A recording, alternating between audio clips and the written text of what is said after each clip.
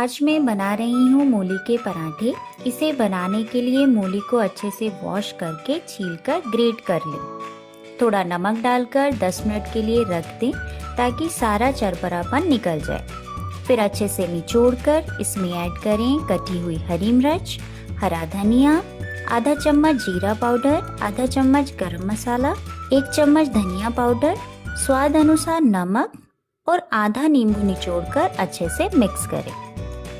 इसके बाद डो लेकर फुल साइज पराठा बेलें।